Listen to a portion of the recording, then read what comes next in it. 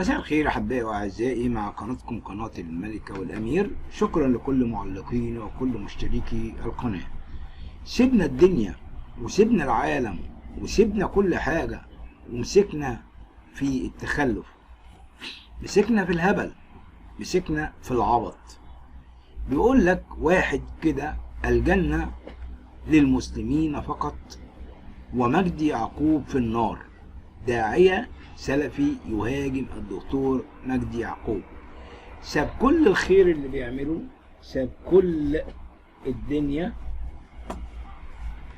ساب كل حاجة، وده بيقول ناشط حقوقي يقصف جبهة الداعية السلفي صلاح عبد الحميد. ورد عليه محمد السماك بيقول لك ايه بقى عبر حسابه: ان الدكتور مجدي يعقوب ده انقذ حياة الالاف من البشر، وادخل الفرح والسرور على ملايين الاسر، وقدم الخير والمحبة والعطاء للجميع دون النظر لأي شيء سوى انهم بشر. اما حضرتك قدمت ايه للبشرية يا استاذ سامع عشان تحكم على الدكتور مجدي يعقوب بذلك؟ لو كانت كل انجازاتك هي اطلاق لحيتك، من الواضح انك لا تفقه في دينك سوء. فاحب افكرك بالايه التي تقول: ليس بامانيكم ولا اماني اهل الكتاب، ومن يعمل سواء يجزى به.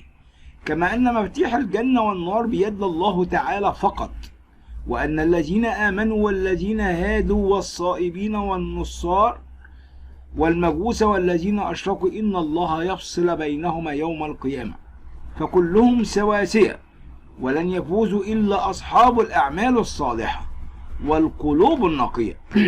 خبر مؤسف عن والدة مارينا صلاح ضحية الإهمال الطبي وما حدث لها من الحزن.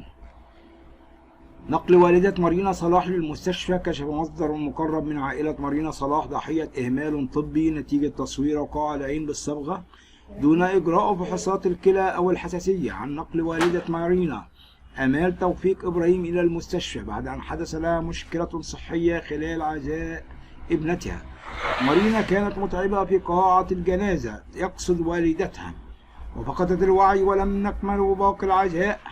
وأضاف المصدر في تصريحات خاصة: ومشينا كلنا ووديناها المستشفى، إن المستشفى قدم لها الإسعافات الأولية وسيطروا على الضغط والسكر وبقت على ما يرام. وعادت إلى المنزل مرة أخرى مشيرا إننا ما نعرفناش نكمل العزاء لأن والدتها كانت متعبة جامد جدا جدا. مينا شقيق مارينا صلاح يكشف تفاصيل جديدة وخطيرة عن واقعة وفاة شقيقته مارينا صلاح. استدعاء الطاقم الطبي بالمستشفى الوطني للعيون بشأن واقعة مارينا صلاح.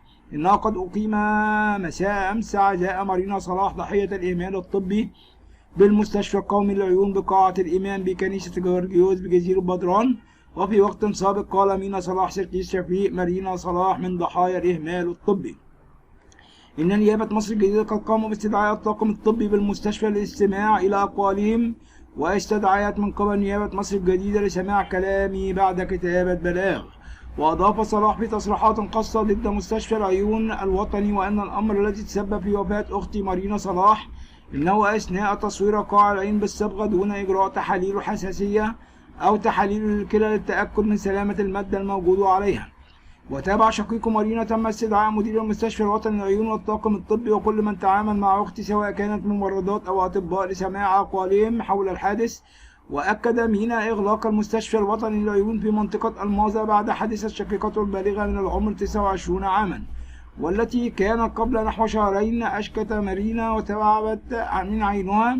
وفي سياق متصل أضاف مينا في تصريحات خاصة أخبر الطبيب أنه قد يكون لديه التهاب في الحلق، وللتأكد سنقوم بعمل صورة لقاع العين أو أشعة بالصبغة. ماذا حدث لمارينا صلاح داخل المستشفى؟ وتابع من المفترض إجراء فحوصات الكلى والحساسية قبل إجراء أي أشعة سينية بالصبغة. وتابع صلاح ما أن أعطوها الحقنة انتفخ جسدها وإزرق، وقالت لهم عايزة أطلع أشوف جوزي، لكن جوه رفضوا يطلعوها وهي هربت منهم وطلعت تجري على رامز جوزها وقالت له الحقني أنا بموت. شقيق مارينا أختي خبوها جوه وقالوا لها دي غادرة المستشفى وكويسة. زوجها طلب من أي طبيب مساعدتها ولم يكن هناك طبيب. المستشفى وتبع فضل يجري ويصرخ عشان، وأضاف الأطباء حاولوا إنقاذها لكن القلب توقف، وعندما يلحقها حتى وصل الطبيب بعد نحو ساعة وتابع شقيق الضحية جاءت إلى المستشفى قالوا لها إنها غادرت السماء وهي بحالة جيدة بعد الكذب، حتى علمت أنها داخل إحدى الغرف مضيئة أختي جوه لإخفاء ما حدث. وقالوا في أول مرة دخلت إليها وجدتها ميتة، وحصرها كثير من الأطباء والمستشفى غير مجهزة بالعناية المركزة، وتم نقلها لإدارة الإسعاف إلى مستشفى الكهرباء. وأول ما وصلنا حالتها اتدهورت عندما كانت لا تزال في المستشفى الوطني للعيون. شكرا لكم أحبائي وأعزائي، ونتمنى الخير لمصر كلها، ونتمنى أن يعود السلام وأن يعود الخير. أحبائي وأعزائي، لكم مني كل الحب والتقدير، وسلام الرب يكون معكم. التي لها طفل صغير لا يتعدى العامين، بكاء على اختفاء هبة مكرم الموظفة بوزارة الداخلية. في الشهر الماضي رعب أهل هبة مكرم. قال لنا هبي مكرم شقيق المختفية هبة مكرم عبر حسابه على الفيسبوك: عملت محضر في الاسم ومشيت في كل الطرق القانونية ولسه لحد دلوقتي مفيش ولا معلومة واحدة تقول أختي فين. وتابع أختي سنها فوق 40 عاما وست محترمة وبنشتغل وتشتغل شغلانة محترمة في وزارة الداخلية.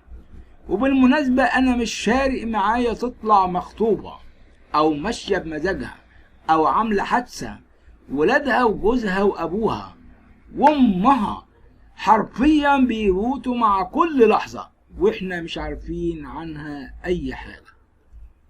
مع أول تعليق من مستشفى العيون على وفاة مارينا صلاح، ماذا حدث؟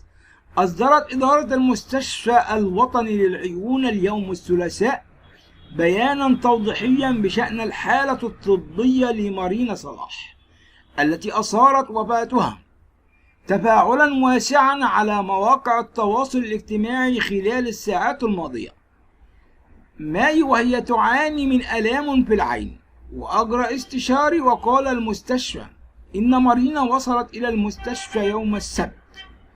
وقال متخصص في أعضاء الجسم فحصا طبيا مفصلا لأعضاء الجسم من قبل الاستشاري المتخصص في الالتهاب القزحية وتشخيص الالتهاب القزحية المناعي، وتم وصف القطرات المناسبة لعلاج الأعراض وطلب الفحوصات اللازمة لفحص مدى تأثير الشبكية، وهو فحص الشبكية بالفلورسين.